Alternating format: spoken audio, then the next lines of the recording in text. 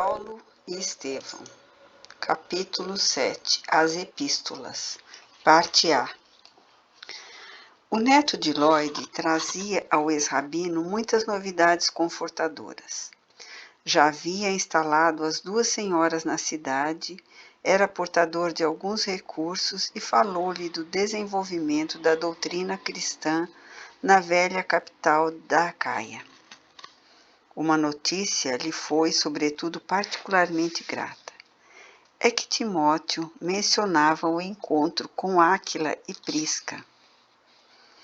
Aquelas duas criaturas que se fizeram solidárias nas dificuldades extremas do deserto trabalhavam agora em Corinto pela glória do Senhor. Alegrou-se íntima profundamente. Além das muitas razões pessoais que o chamavam a Aica, isso é, as recordações indeléveis de Gesiel e Abigail, o desejo de abraçar o casal amigo foi também uma circunstância decisiva da sua partida imediata. O valoroso pregador saía de Atenas assaz abatido. O insucesso em face da cultura grega compelia-lhe o espírito indagador aos mais torturantes raciocínios. Começava a compreender a razão por que o mestre preferira a Galiléia, com seus cooperadores humildes e simples de coração. Entendia melhor o motivo da palavra franca do Cristo sobre a salvação e decifrava a sua predileção natural pelos desamparados da sorte. Timóteo notou-lhe a tristeza singular e debalde procurou convencê-lo da conveniência de seguir por mar, em vistas das facilidades no Pirineu. Ele fez questão de ir a pé, visitando os sítios isolados no percurso. Mas sinto-vos doente, objetava o discípulo, tentando dissuadi-lo. Não será mais razoável descansardes? Lembrando os desalentos experimentados, o apóstolo acentuava: enquanto pudermos trabalhar, há que esmarmos no trabalho um elixir para todos os males. Além do mais, é justo aproveitar o tempo e a oportunidade. Julgo, entretanto, justificava o jovem amigo, que poderíeis adiar um pouco. Adiar por quê? Redarguiu o ex-rabino, fazendo o possível por desfazer as mágoas de Atenas. Sempre tive a convicção de que Deus tem pressa do serviço bem feito. Se isso constitui uma característica de nossas mesquinhas atividades nas coisas deste mundo, como adiar ou faltar com os deveres sagrados de nossa alma para com o Todo-Poderoso? O rapaz ponderou no acerto daquelas alegações e calou-se. Assim venceram mais de 60 quilômetros, com alguns dias de marcha e intervalos de prédicas. Nessa tarefa, entre gente simples, Paulo de Tarso sentia-se mais feliz. Os homens do campo receberam a boa nova com a maior alegria e compreensão. Pequenas igrejas domésticas foram fundadas não longe do Golfo de Saron. Enlevado pelas recordações cariciosas de Abigail, atravessou o istmo e penetrou na cidade movimentada e rumorosa. Abraçou Lloyd e Eunice em uma casinha do porto de Cencreia e logo procurou avistar-se com os velhos amigos do oásis de Dan. Os três abraçaram-se, tomados de infinito júbilo. Áquila e a companheira falaram longamente dos serviços evangélicos aos quais haviam sido chamados pela misericórdia de Jesus. De olhos brilhantes, como se houvessem vencido grande batalha, contaram ao apóstolo haverem realizado o ideal de permanecer em Roma algum tempo.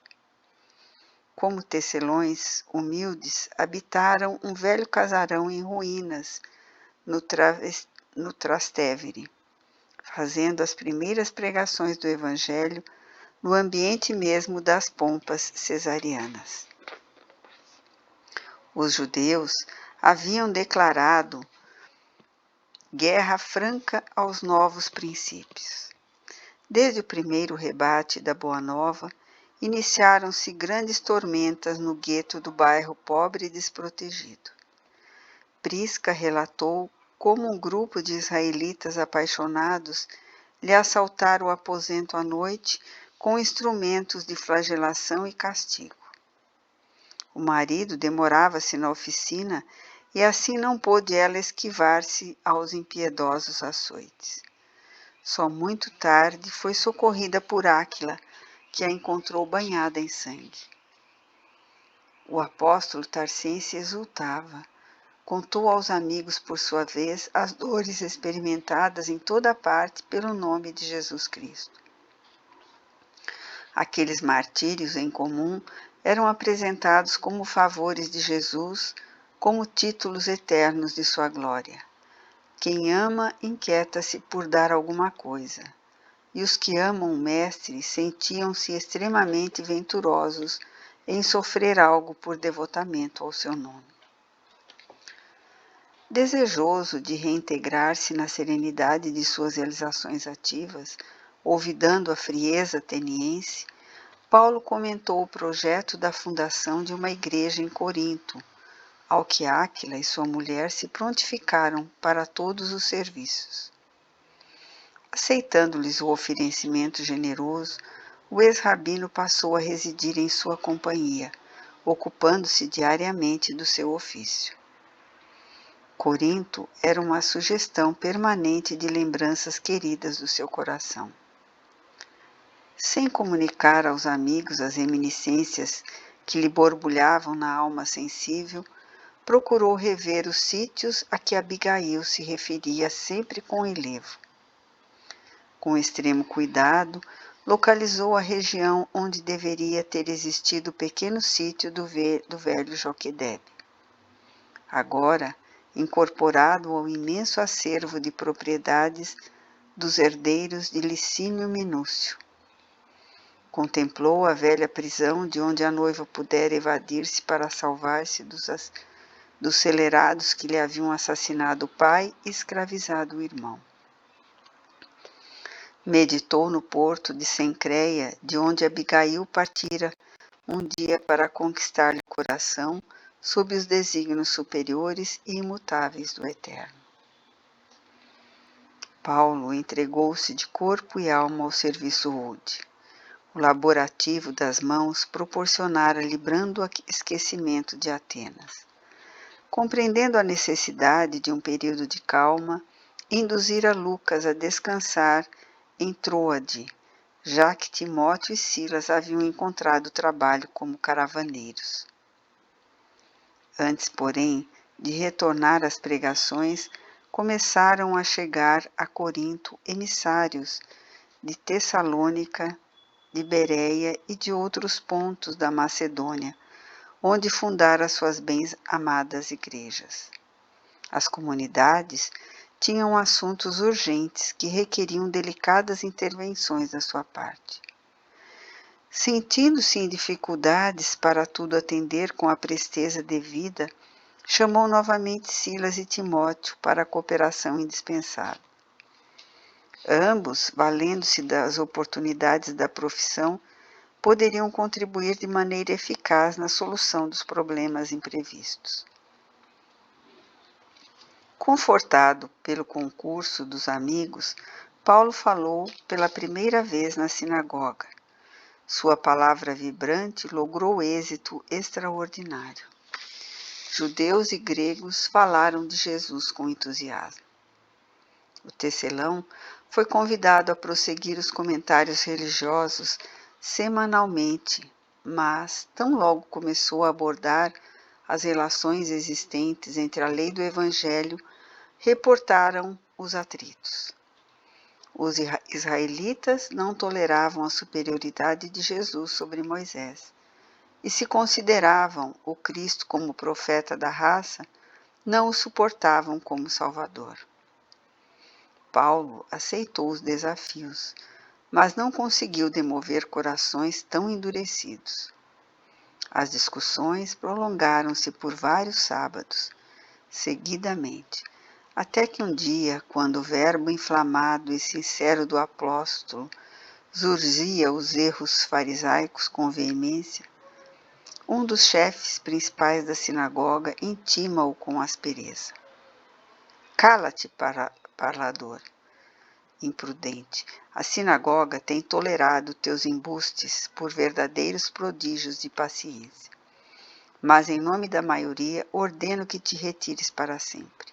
Não queremos saber do teu Salvador exterminado como os cães da cruz.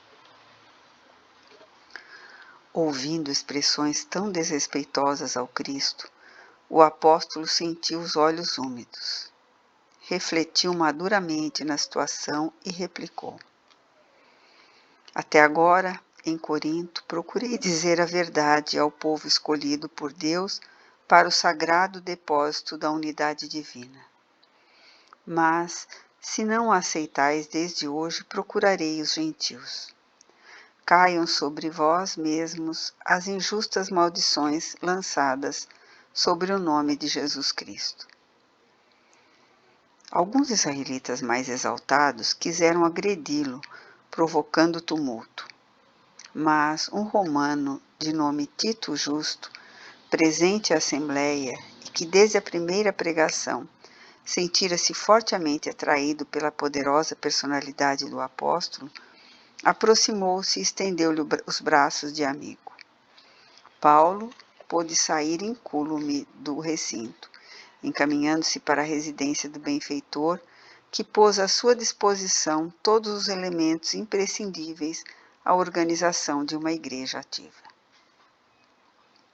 O tecelão estava jubiloso. Era a primeira conquista para uma fundação definitiva.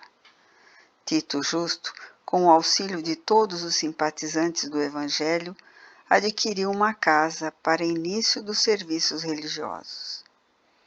Áquila e Prisca foram os principais colaboradores, além de Lloyd e Eunice, para que se executasse os programas traçados por Paulo, de acordo com a querida organização de Antioquia.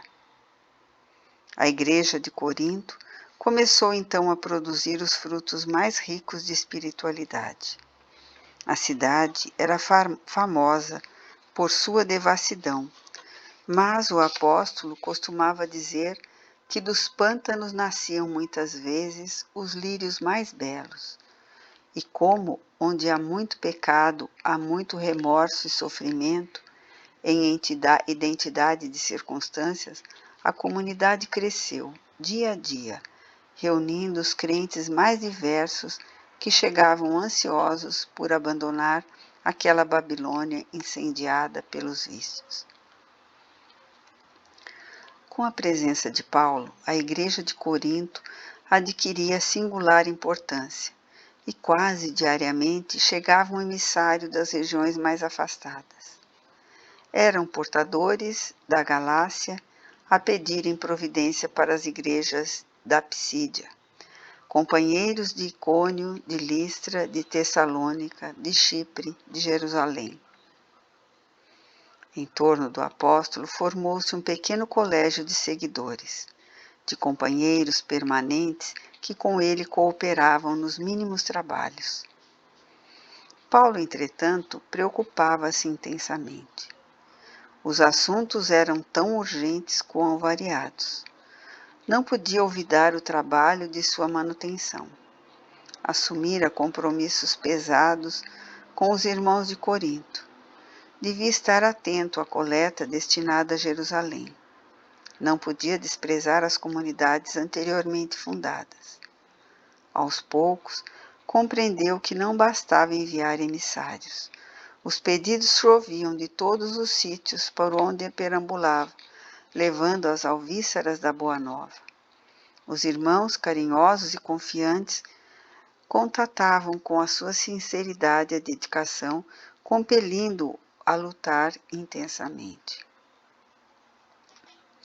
Sentindo-se incapaz de atender a todas as necessidades ao mesmo tempo, O abnegado discípulo do Evangelho, valendo-se um dia do silêncio da noite, quando a igreja se encontrava deserta, rogou a Jesus, com lágrimas nos olhos, não lhe faltasse com os socorros necessários ao cumprimento integral da tarefa.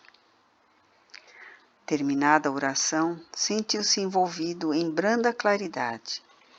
Teve a impressão nítida de que recebia a visita do Senhor. Genuflexo, experimentando indizível comoção, ouviu uma advertência serena e carinhosa. Não temas, dizia a voz, prossegue ensinando a verdade, e não te cales, porque estou contigo. O apóstolo deu curso às lágrimas que lhe fluíam do coração. Aquele cuidado amoroso de Jesus, aquela exortação em resposta ao seu apelo, penetravam-lhe a alma em ondas cariciosas. A alegria do momento dava a compensar todas as dores e padecimentos do caminho. Desejoso de aproveitar a sagrada inspiração do momento que fugia, pensou nas dificuldades para atender às várias igrejas fraternas. Tanto bastou para que a voz dulcíssima continuasse. Não te atormentes com as necessidades do serviço. É natural que não possa assistir pessoalmente a todos ao mesmo tempo, mas é possível a todos satisfazeres simultaneamente pelos poderes do Espírito. Procurou atinar com o sentido justo da frase, mas teve dificuldade íntima de consegui-lo. Entretanto, a voz prosseguia com brandura. Poderás resolver o problema escrevendo a todos os irmãos em meu nome. Os de boa vontade saberão compreender, porque o valor da tarefa não está na presença pessoal do missionário, mas no conteúdo espiritual do seu verbo, da sua exemplificação, da sua vida. Doravante, Estevão permanecerá mais conchegado a ti, transmitindo-te meus pensamentos, e o trabalho de evangelização poderá ampliar-se em benefício dos sofrimentos e das necessidades do mundo. O dedicado amigo dos gentios viu que a luz se extinguira.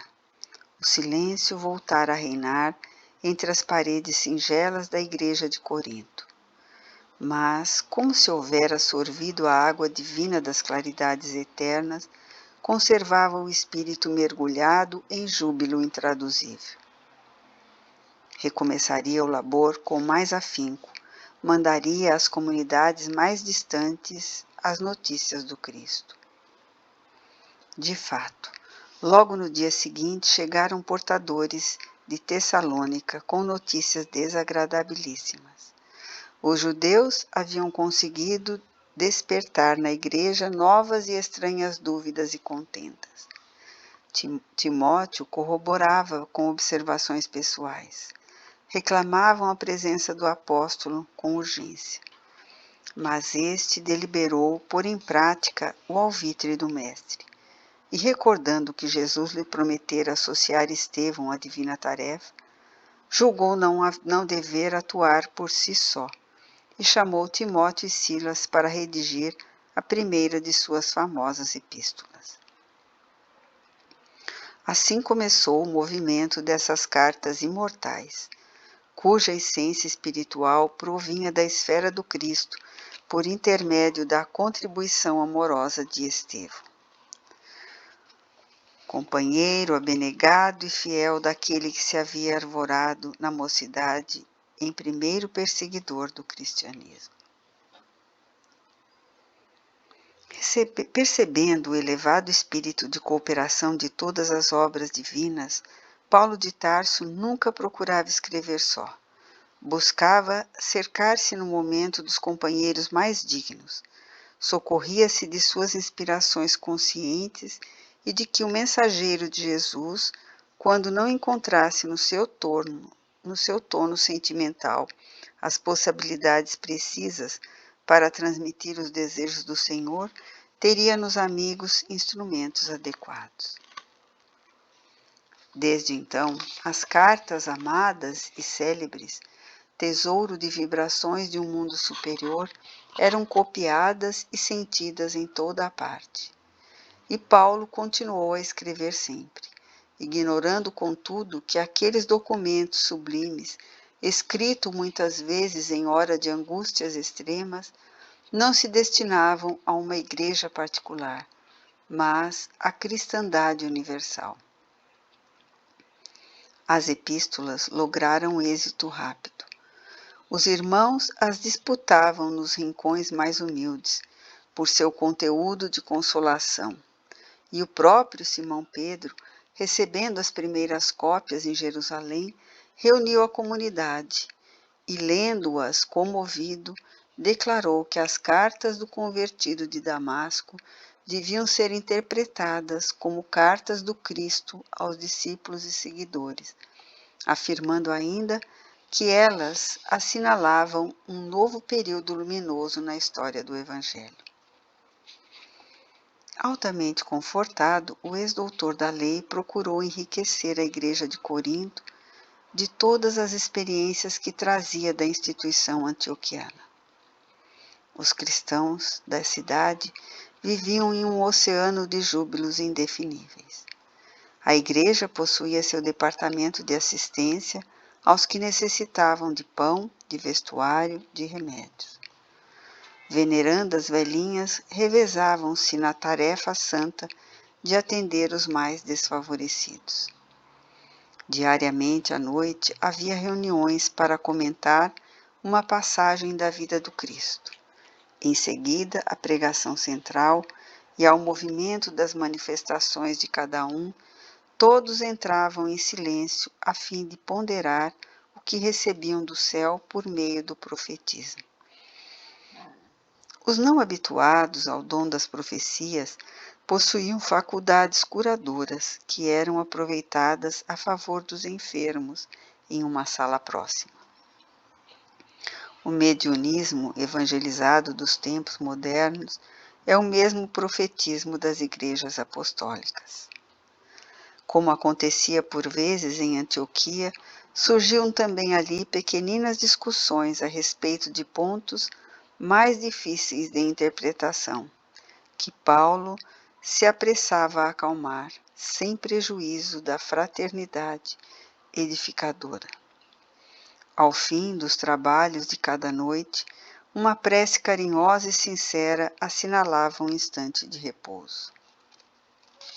A instituição progredia a olhos vistos.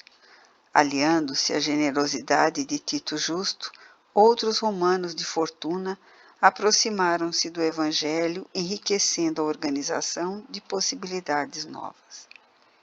Os israelitas pobres encontravam na igreja um lar generoso, onde Deus lhe manifestava em demonstração de bondade, ao contrário das sinagogas, em cujo recinto, em vez de pão para a fome voraz, de bálsamo para as chagas do corpo e da alma, encontravam apenas a rispidez de preceitos tirânicos nos lábios de sacerdotes sem piedades.